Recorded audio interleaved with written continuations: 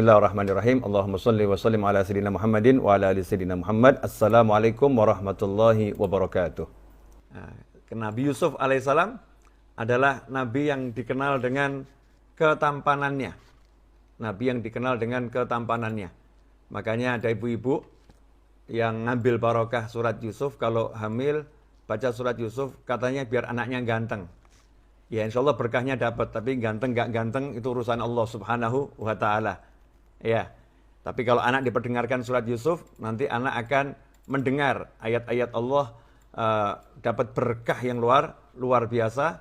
Dan yang membaca otomatis kalau paham akan mendapatkan pelajaran yang luar biasa. Itu bagus untuk janinnya dan bagus untuk yang mengandung. Nabi Yusuf hidup dengan 11 bersaudara. Total anak Nabi Yakub alaihissalam ada 12. Ini harus kita pahami dulu, kehidupan bersaudara dengan 12 saudara. Jadi 11 saudara plus 1. 12 anak ini hidup bersama. Ibunya berbeda. Ibunya enggak satu, jumlah anak 12. Ini bukan sesuatu yang mudah bagi seorang ayah, dan juga bukan sesuatu yang mudah bagi anak itu sendiri untuk berinteraksi dengan 11 saudaranya yang lain, yang tentunya punya sifat dan watak yang berbeda-beda. Ikhwani rahimakumullah, Nabi Yusuf alaihissalam ibunya sudah meninggal. Ya, jadi yatim. Nabi Yusuf itu yatim. Saudara kandungnya Bunyamin. Sementara yang lain ibunya masih hidup. Tapi kalau Nabi Yusuf alaihissalam, yaitu dengan Bunyamin adiknya, ibunya sudah meninggal dunia. Nah, anak yatim di tengah saudara-saudara tirinya. Anak yatim di tengah saudara-saudara tirinya. Inilah kisah yang akan kita pelajari. Dan sebelum kita masuk, kita harus paham betul bahwasannya keluarga Nabi Yakub alaihissalam adalah keluarga Anbiya.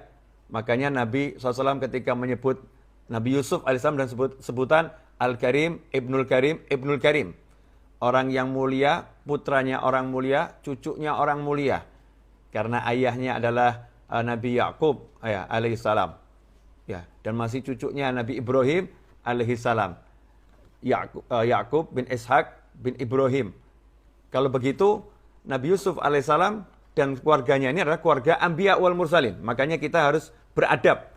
Kadang kita lupa, kita lagi berbicara tentang keluarga siapa, kita nggak paham, kita lagi ngomong tentang keluarga siapa. Ini yang mau kita bahas keluarga Anbiya, keluarganya Nabi dan Rasul. Karena itu adab harus dikedepankan daripada logika kita. Jadi logika kita taruh di belakang, sopan santun adab di depan. Nah kalau udah begitu nanti semuanya akan jadi bagus, akan jadi indah. Ini yang akan kita terapkan terhadap semua Anbiya wal Mursalin. Ya, terhadap semua Nabi dan Rasul. Begitu pula kepada keluarga para ulama. Ya, keluarganya para ulama, kita juga harus beradab kepada ulama tersebut. Ya, dengan beradab kepada keluarganya. Nabi Yusuf alaihissalam tinggal bersama 11 saudaranya. Kemudian surat ini dikatakan surat Yusuf. Walaupun diawali dengan alif lam ra, ya. Nama suratnya surat Yusuf. Kenapa namanya surat Yusuf? Karena satu surat ini bercerita tentang Nabi Yusuf secara sempurna. Dari awal ayat ya sampai akhir penuh kisah Nabi Yusuf full. Tidak ada di surat yang lain. Kisah yang sedetil di surat Yusuf. Semuanya selesai. Kalau kisah-kisah Nabi yang lain, kisahnya itu berpisah-pisah. Ada yang di surat ini, nanti ada lagi diulang di surat yang lain, nyambung di surat yang lain. Tapi Nabi Yusuf alaihissalam, itu kisahnya utuh di dalam surat Yusuf. Kita mulai dari tadabbur ayat yang pertama. Insyaallah barakah. Ayat yang pertama. Alif lam ra. Kita lihat di layar monitor. Alif lam ra. Tilka ayatul kitabil mubin. Menariknya, Al-Quran ini dari huruf hijaiyah. Yang dikenal oleh semua orang Arab. Dari huruf hijaiyah. Tetapi, kalau kita mau tahu, orang Arab itu ummi. Orang Arab ummi, ini penting ini. Untuk dipahami semuanya dulu. Orang Arab itu ummi. Ummi artinya apa? Tidak bisa baca, tidak bisa tulis. Ya. Tidak bisa baca, tidak bisa tulis. Tapi mereka orang-orang yang ahli dalam bahasa. Kan aneh juga ya. baca nggak bisa, nulis nggak bisa, tapi ahli dalam berbahasa. Artinya apa? Daya hafal mereka luar biasa, kemampuan mereka dalam sastra luar biasa, tapi mereka bukan orang yang suka menulis dan bukan orang yang suka membaca. Karena itu, dahulu di masa hidup Nabi Muhammad SAW, orang yang bisa membaca dan menulis bukan orang pandai. Orang yang bisa membaca dan menulis bukan orang pandai, tapi orang yang lemah hafalannya. Jadi yang hafalannya lemah itu membaca dan menulis, ya. Dia terpaksa harus menulis untuk nanti bisa dia ingat, untuk dibaca. Sementara orang-orang yang hafalannya kuat, bersandar dengan hafalannya. Dan itu rata-rata orang Arab di masa itu, hafalannya luar biasa. Mereka kaum yang ummi. Alif, lam, ro, itu kalau orang yang melihat, ya, orang yang melihat itu orang Arab, yang tidak tahu baca Al-Quran, maka membacanya bukan alif, lam, ro. Membacanya seperti orang membaca dalam bahasa Arab. Akan dibaca alaro. Karena dulu nggak ada fathah, nggak ada kasroh, nggak ada dhammah. Di zaman Nabi Muhammad SAW nggak ada fathah, nggak ada kasroh, nggak ada dhammah. Ya, yang ada ya huruf saja. Kemudian nggak ada titik. Entah di bawah, entah di atas, nggak ada. Kalau nun ya tetap sama garis tidur. Kalau ba ya garis tidur, nggak ada titiknya. Adanya titik, adanya dhammah, fathah, kasroh, itu adalah produk para sahabat radhiyallahu ta'ala ajma'in dan produk para tabi'in. Menariknya di sini, walaupun mereka itu tidak bisa membaca, ya tidak bisa membaca, tapi Al-Quran kok turunnya bukan alaro, tapi alif, lam, ro. Apa hikmahnya? Nah ini yang kadang kita nggak merenung. Kenapa hikmahnya apa ya? Kita misalnya baru belajar membaca, tahu ada tulisan alam nasroh sama alif, lam, mim. Disandingkan alif, lam, mim. Karena tulisannya juga sama. Alif, lam, ketemu mim. Di surat yang lain, alam nasroh. Alif, lam, mim, nasroh. Nanti kalau kita ini orang yang bisa berbahasa Arab tapi nggak tahu Al-Quran, bisa membaca tulisan Arab nggak tahu Al-Quran, kita akan membacanya yang pertama alama atau alima. Yang kedua alam nasroh. Tidak akan kita baca yang pertama alif, lam, mim. Dan tidak akan kita baca yang kedua alif, lam, mim, nasroh. Nggak akan. Tapi kita akan baca alima atau alama. Kemudian yang kedua alam nasroh. Kenapa seperti itu? Karena kita membacanya dengan kaidah bahasa yang kita pahami. Kaidah bahasa yang kita pahami. Ternyata Al-Quran tidak mau seperti itu. Allah nggak mau seperti itu.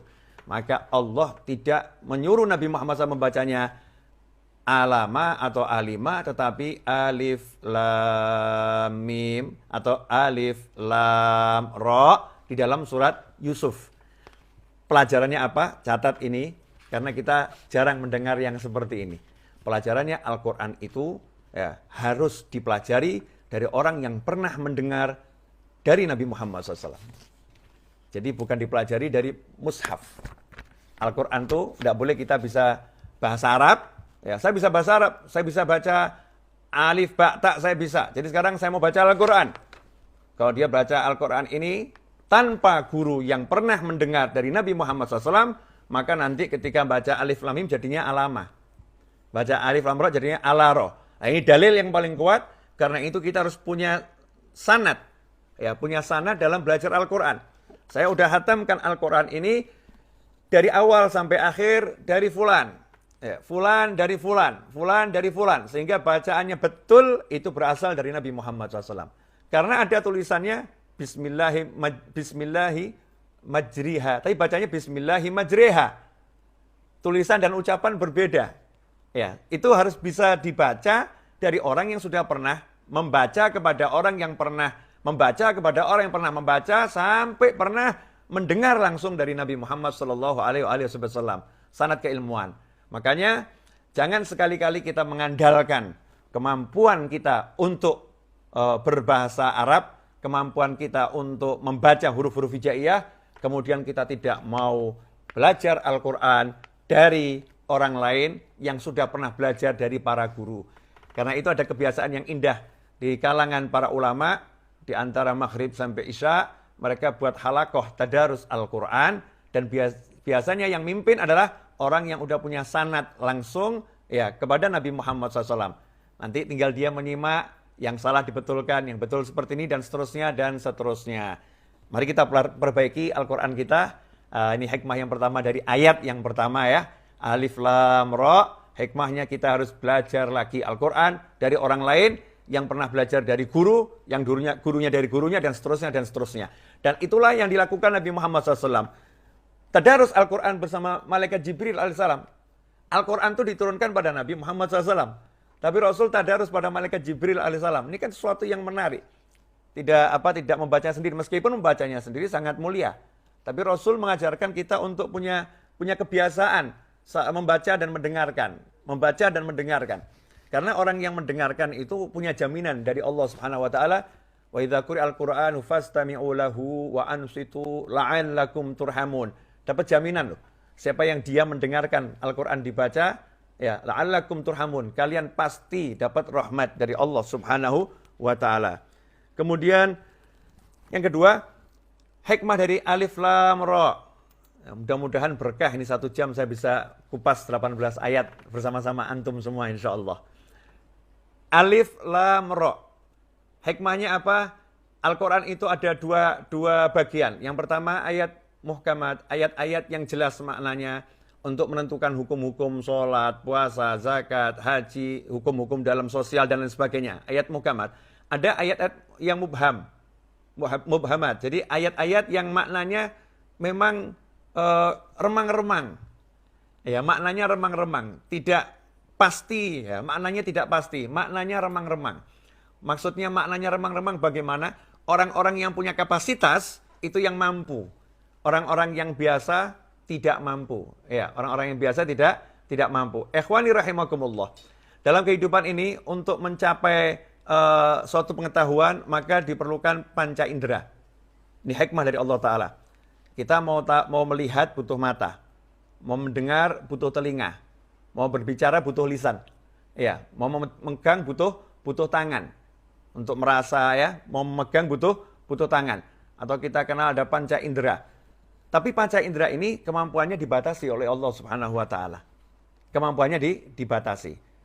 Kemudian mau berpikir butuh akal, mau berpikir butuh akal, sebagaimana mata, telinga, hidung, lisan, ya, tangan, maka akal juga dibatasi oleh Allah Subhanahu wa taala.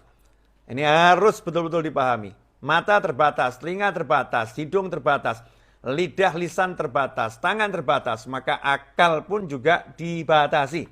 Makanya jangan sekali-kali naudzubillah min dzalik mengandalkan akal. Dikit-dikit akal, dikit-dikit akal, dikit-dikit akal, maka Allah akan membenturkan akalmu pada satu kenyataan yang tidak masuk akal. Ya, pada satu kenyataan yang tidak masuk akal. Nah, menyadari kekurangmampuan itu bagian dari kemampuan. Wah, yang ini saya nggak mampu. Berarti yang ngomong nggak mampu ini orang mampu. Mampu ngukur dia. Mampu ngukur dia, oh nggak mampu. Contoh misalnya mata.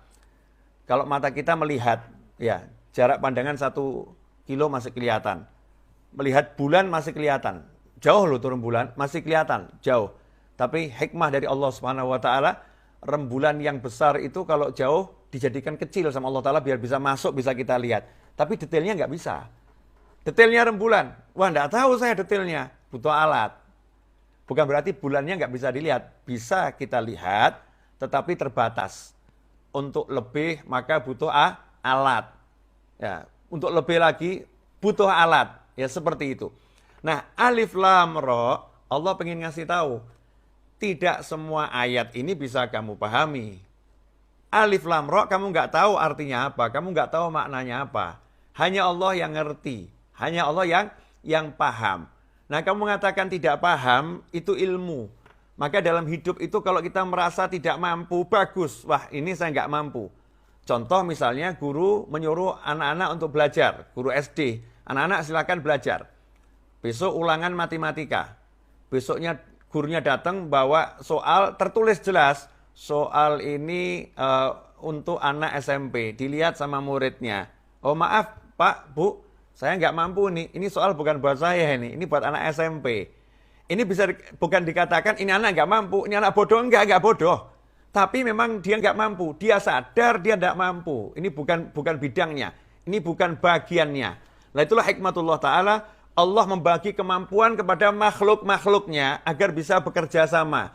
Yang ini dibuat lebih di bidang ini, yang ini dibuat lebih di bidang ini, yang ini dibuat lebih di badannya, kekuatannya, ini lebih di dalam penciumannya, ini lebih dalam pendengarannya. Dibuat lebih oleh Allah Subhanahu wa taala sebagian, dibuat kurang yang lain agar bisa bekerja sama. Termasuk alif lam ra, ini juga hikmahnya Al-Qur'an ini ada bagian-bagian hanya orang-orang yang rasikhunal fil ilm, yang ilmunya betul-betul mumpuni, itu dikasih pemahaman oleh Allah Subhanahu wa taala lebih dari yang lain, makanya kita disuruh belajar, ya disuruh belajar dan mengakui ada orang-orang yang punya pemahaman lebih. Karena itu kalau kita pemahaman kita terbatas, jangan kita katakan orang lain pemahamannya seperti saya. Nggak ada orang yang lebih paham dari saya. Itu suatu yang tidak benar kalau kita terapkan dalam kehidupan. Ikhwani rahimakumullah.